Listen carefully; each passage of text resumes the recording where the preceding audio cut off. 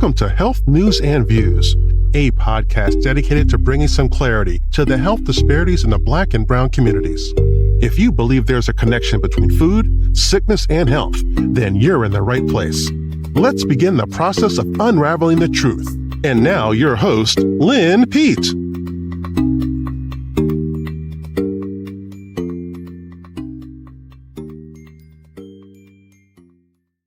Greetings and welcome to another episode of Health News and Views Food, the Final Frontier. Hi, I'm your host, Lynn Pete, and today we're diving into a subject that's both controversial and critical to your kitchen and your health. Food fix or food folly? RFK Jr.'s bold stance on additives and chronic diseases. You know, RFK is the Director of Health and Human Services. And if you've been listening for a while to this podcast, you probably know that the topic sounds very familiar and resonates with the mission of food, the final frontier. We have always asked the why questions and the what if questions, like what if the root of Americans' health crisis isn't just in our genes, but also in our grocery carts? Well, since the appointment of the Director of Health and Human Services earlier this year, Robert F. Kennedy Jr. has been shaking the shelves literally. His agenda: root out harmful food additives and link them to the rising chronic diseases. But before we go on, here is our disclaimer that the subject matter provided in this podcast or any of our other published documents is for informational purposes only. Food, the Final Frontier, and our partner, healthnewsandviews.info, we do not attempt to treat, diagnose, or cure any disease or condition. Always check with your healthcare provider before making any lifestyle, dietary, or prescription drug changes. And now, last year I asked that we not go off the rails about his appointment. And to his defense, Food, the Final Frontier is in total agreement with his stance and policy regarding food. As an anniversary episode edition coming up in the fall, we will critique his first year and the effects of pretense over policy as it relates to our health and yours. And in the meantime, today, we are going to focus on the topic at hand: a food fix or a food folly. Some say it's long overdue. Others say it's misguided.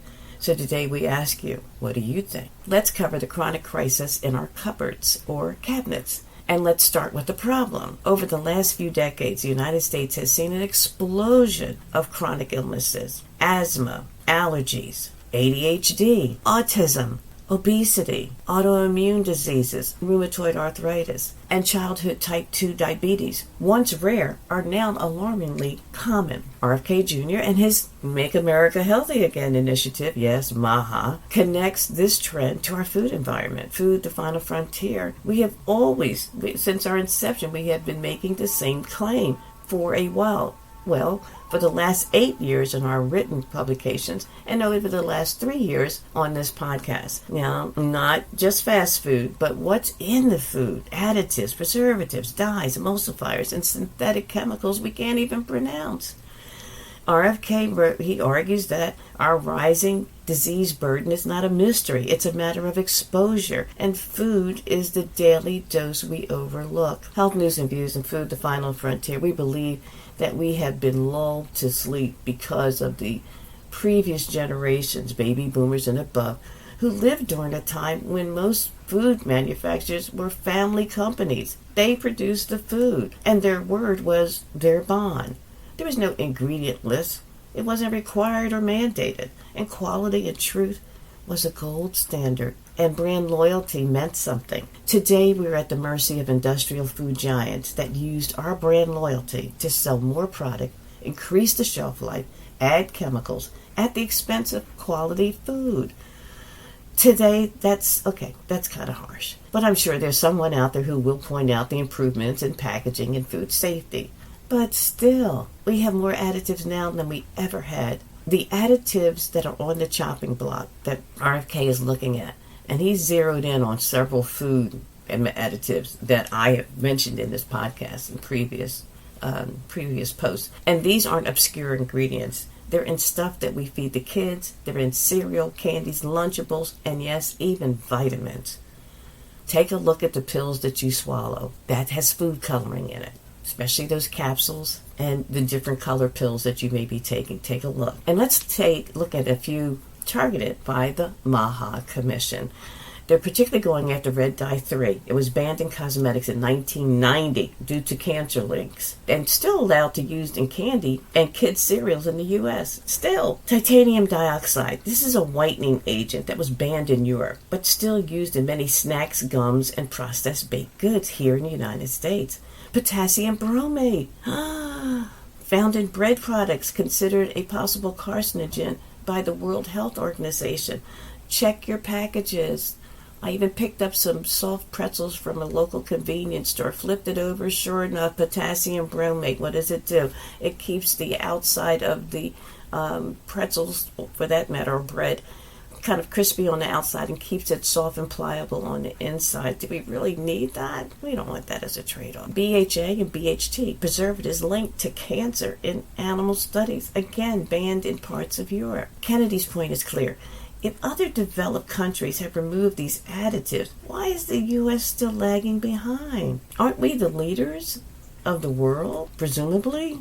Well, his administration has tasked the FDA with reevaluating and phasing out these chemicals, and the timeline leading into what? 2026? He wants this done quick. Well, there's some supporters and critics of his initiative. And let's just step into the ring for a minute, okay?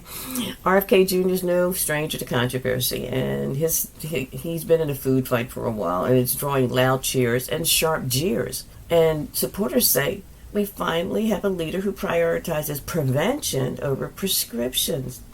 And our food system is profit-driven, not health-driven. And these additives disproportionately affect Black, brown, and low-income communities where processed food is the most accessible. And they argue it's environmental justice. It's about health equity. Well, the critics say that Kennedy is cherry-picking data and scaring the public. Some additives are safe at low levels. The dose matters, of course.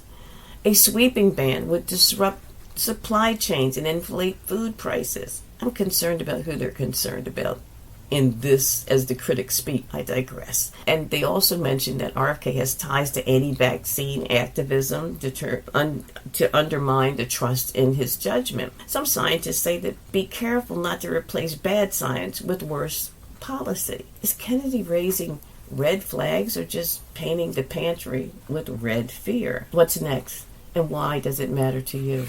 So where is this going? Well, the MAHA campaign is pressing forward with stronger food labeling laws, incentives for companies using whole food ingredients, potential overhauls in the school lunch programs, and partnerships with local farms and food co-ops and indigenous and immigrant food educators.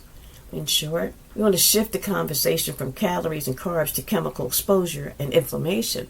But the biggest impact might be how we think about prevention. RFK says we've built a medical system around sickness. He wants to rebuild it around wellness. That means nutrition, access, and transparency, and dismantling the food deserts that plague the inner cities and rural communities.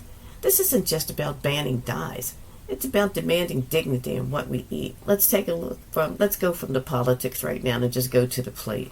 Is this a food fix or just food folly? Well, it's still unfolding, to be very honest about that. Americans do deserve clean food. Children do deserve better choices. And consumers deserve to know what's in every bite. Red 3 may be just one color, but it's also a line, and we will cross it towards better health. Or we're going to keep coloring outside the lines of global safety standard. Here's what you can do right now. Read your food labels. Avoid dyes like red 3, yellow 5, blue 1, red 40. Choose fresh or minimally processed foods when you can. Look for foods that have been that use natural dyes for coloring. Support the policies that promote food transparency. And push your local schools to upgrade their food programs. And just remember, when the diet is wrong, medicine is of no use. And when the diet is correct, medicine is of no need. Let food be thy medicine, and thy medicine will be thy food. Thank you for listening to Food, the Final Frontier. And if this episode has you thinking, share it with a friend. Leave us a like and subscribe for more stories that connect your plate to your power. Make it a powerful day. And remember, fate is not just an inescapable, predetermined destiny unless you believe the narrative. Choose to believe in yourself and your power over negative thoughts and people. See you in the next episode. Peace.